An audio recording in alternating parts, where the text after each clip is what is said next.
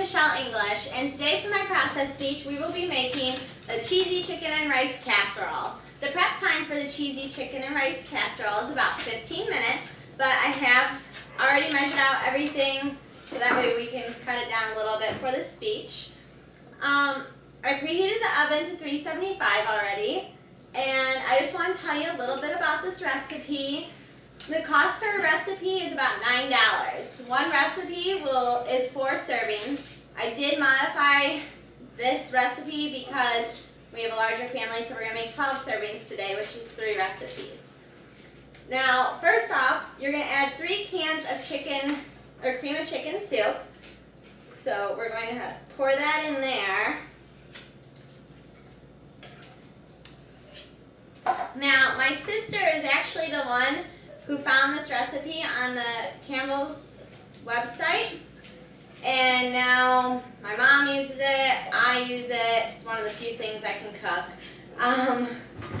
My other sister uses it, and we all make it just a little bit different. You can have vegetables in here, but my son, who you will probably hear later in the speech because he's going to have a hard time sitting through it, he doesn't like vegetables, so today I won't be making it with vegetables. Well, he doesn't like broccoli, I should say, and that's what I would add to it. So now that we've added that, we're going to go ahead and add the 4 cups of water. So just keep in mind, if you're a family of 2, don't follow this recipe precisely that I'm giving you right now, because you'll have a lot of food.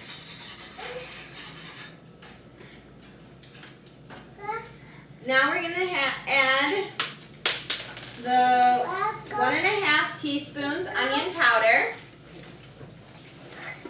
And sometimes if I want to have a little bit different of a taste, or if I don't have any onion powder, I will add, what do I add? Garlic powder. So that's what I add as a substitute if I don't have onion powder. You can't really taste it anyway, so. Next I'll be adding the 3/4 teaspoon ground black pepper. Sometimes I add a little bit more because I like my food just a little spicy, but not very because I'm still kind of a baby.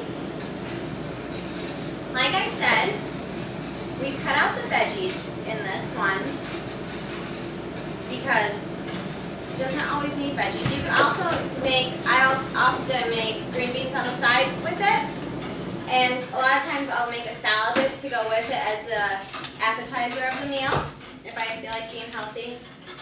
It's not very often. So next I'll be going ahead and adding the 2 1/4 cup rice. I'll just go ahead and pour that in there. And you want to make sure this is mixed up really well so that you don't have clumps of the soup. Like I just found some clumps in here. You don't want that because you want it to all be mixed in pretty well. I used kind of a shallow pan this time, but we'll make it work.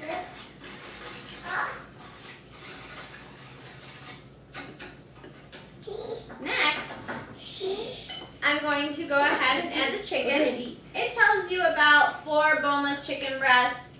I think I cut up 6 boneless chicken breasts for this recipe just because it seemed like a lot of chicken. I don't put the full breasts in there. I go ahead and I cut off all the fat, make sure everything that I don't want on there is off of there. And I cut it into smaller strips because it's easier to do while you are serving it out. So I just lay these across here.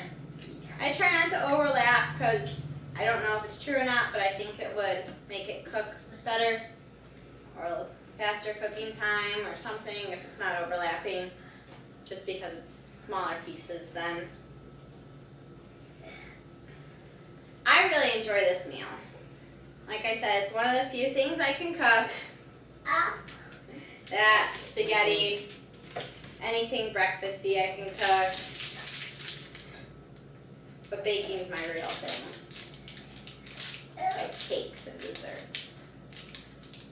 So now that I've added that, of course, you want to make sure you have clean hands anytime you're working with chicken or anything you're making. You want to make sure that you have a clean working area. I did wipe down everything really well before I started, and I did wash my hands right before the video came on.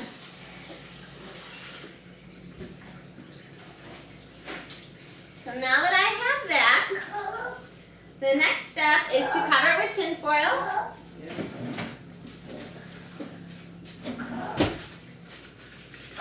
So I'm going ahead and making sure that it's all covered with tin foil. It's a larger pan, so I'm going to need 2 pieces.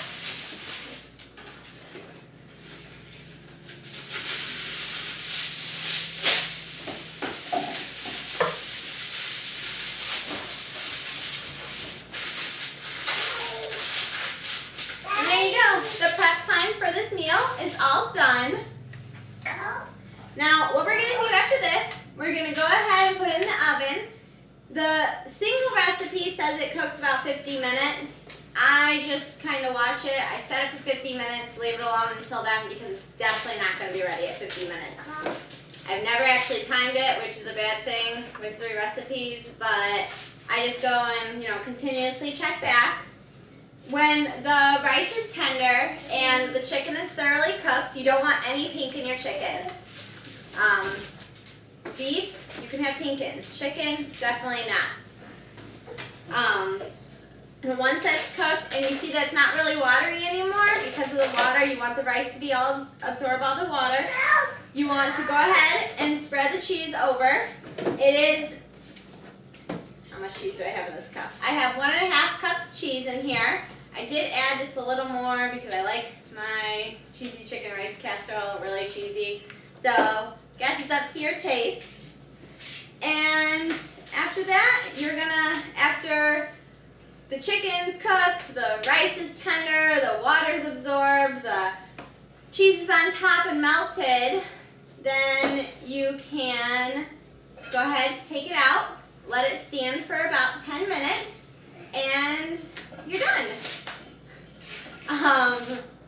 You can also find this recipe, the single recipe, on www.campbells.com, CAMPBELLS.com, and you will search for cheesy chicken and rice casserole.